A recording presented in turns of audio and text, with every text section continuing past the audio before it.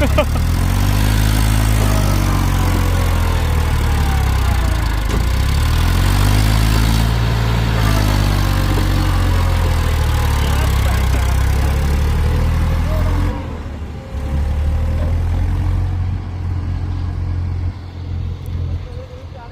हो गया है और अब इसका बारी है।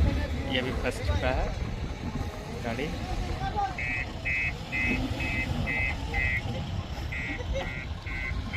अब वो ड्राइवर गिर जाता, बच गया, पकड़े हुए नहीं था। ये डल्ला खुल रहा है। ये मुर्गा का फार्म कर लिए तैयार हो रहा है मट्टी।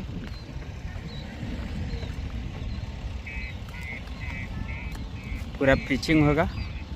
पिचिंग होने के बाद इसमें बनेगा उसके तरह बनेगा जिसे बना हुआ है। और देखिए गाड़ी खाली होगा।